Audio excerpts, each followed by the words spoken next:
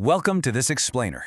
Today, we're diving deep into a frankly wild human obsession, pushing our limits, optimizing our bodies, and relentlessly leaving our mark on the world.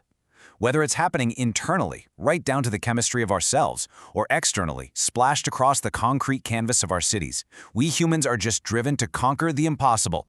Here is our roadmap for today. We'll be hitting chasing peak physical performance, the optimization blueprint, pushing urban boundaries, graffiti as living monuments, documenting the subculture, and we'll wrap it all up with linking the data. Starting right off with Section 1, Chasing Peak Physical Performance. So let's look at how we push our internal limits. Take 1UP Nutrition, for example. They're a direct-to-consumer sports brand founded back in 2018. And to give you a sense of just how massive this desire for physical optimization really is, 1UP is pulling in an estimated $25 million in annual revenue. They're churning out over 45 different products, and they source about 75% of their ingredients domestically. That includes things like whey from American dairy farms and amino acids straight from FDA-registered facilities. Moving into Section 2, the optimization blueprint. Now, you might be wondering, how do fitness enthusiasts actually use this stuff to optimize their bodies? And honestly, how does a brand like this hold up to the intense scrutiny of the supplement market? Well, 1UP sits squarely in the mid-tier space. They offer really competitive pricing, about $1.45 per serving, and they get excellent flavor ratings for options like strawberry shortcake. But they do fall just a little bit behind their premium competitors when it comes to third-party testing transparency. They carry a limited NSF certification, whereas a brand like Ghost goes for the full screening. Of course, it's not just about what you take, it's absolutely about when you take it. Timing is everything here. Users stack these supplements using incredibly precise protocols. For instance, you actually have to separate your evening magnesium and your protein intake by a solid 2 to 3 hours. Why? Because magnesium can literally interfere with protein digestion and vice versa. Sticking to this meticulous schedule is a crucial step if you want to optimize your cellular absorption and avoid completely messing up your digestion. But pushing the absolute extremes in marketing can definitely backfire, and it's caught up to the brand. Right now, they're facing a 2024 federal lawsuit alleging false advertising when it comes to ingredient labeling accuracy and unsubstantiated performance claims. Now, 1UP maintains that they meet all FDA regulatory requirements, and it's worth noting this litigation is focused purely on their marketing claims, not on product safety or contamination. But it's a perfect example of the friction we see when the drive to maximize commercial limits hits a wall with regulators.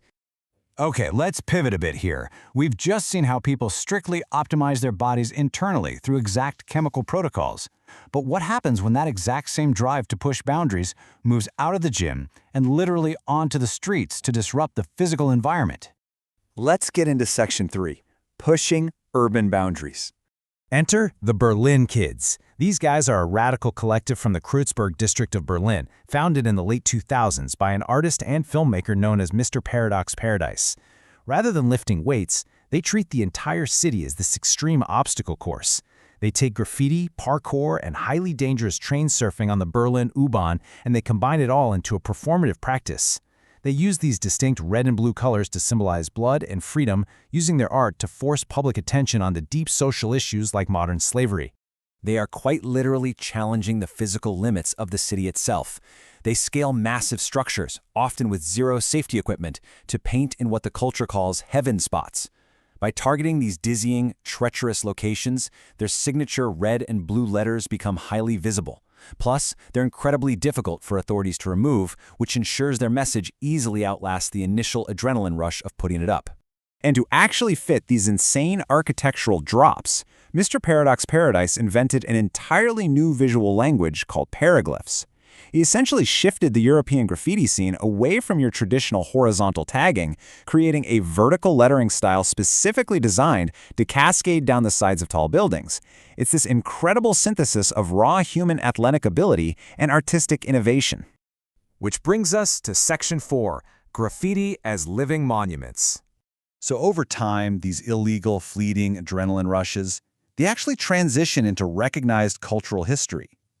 In his book, Monumental Graffiti, art historian Raphael Schachter elevates these transient spray can memorials into what he terms living monuments. He makes this brilliant argument against the idea that a monument has to be made of permanent bronze or stone. In fact, he suggests that graffiti's eventual disappearance is exactly what heightens our collective memory of it. It's the ephemeral, temporary nature of the act that gives it such profound meaning for the community. Let's look at another pioneer to see how this builds across generations. Neil Schulman's chaotic, weather-beaten black books from back in 1985 show exactly how this graffiti history was formed. Way before the internet, this calligraffiti style, which is this really cool hybrid of calligraphy and street tagging, was obsessively perfected in sketchbooks. These books were passed hand to hand, they were stolen, they were traded across borders. The physical book itself literally absorbed the culture. Moving on to Section 5, documenting the subculture. As this raw, boundary-pushing subculture matured over the decades, it generated an incredible library of documentation. For example, you have the late Argentine muralist Hero, who used really quiet, metaphorical imagery to protest systemic violence and champion women's autonomy. And then, completely on the other end of the spectrum, you have Chris Days Ellis. His retrospective, Days World, records his evolution from being a teenager painting 1970s New York transit trains to creating legitimate fine art that hangs on gallery canvases today. Meanwhile, you've got agitator Bill Posters, who actually released a DIY manual on how to subvert public space. The Street Art Manual balances highly tactical instructions on things like wheat pasting and drone art with a very strict philosophical plea. He demands that artists stand up for the underprivileged without just resorting to thoughtless vandalism. He's framing his book as a way to reclaim the public voice responsibly, basically trying to turn rebellion into an ethical intervention. Finally, Section 6, linking the data. So you're probably thinking, with all this totally disparate human activity, from precise whey protein protocols on one end to transient spray can interventions hanging off buildings on the other, how on earth is all this information actually cataloged? Well, the Project Lantern data snippet gives us a really fantastic clue into the background infrastructure of human knowledge here. On one side, you have massive standards bodies, like the ONC, systematically regulating health information technology. That's the clinical framework behind our physical optimization. And on the flip side, the everyday URL, the Uniform Resource Locator, creates this fast digital matrix. It links every subculture, every digital archive of a faded graffiti mural, and every dataset together. It ensures that none of these boundary-pushing acts are ever truly forgotten. So the big takeaway here is that human ambition is just absolutely relentless. It's highly organized and it's wonderfully diverse. Whether we're meticulously timing our magnesium intake to conquer our own biology, or literally scaling a 30-story building to challenge our society, we just refuse to accept the boundaries we're given. It leaves us all with one final question to ponder. How will you choose to leave your mark tomorrow?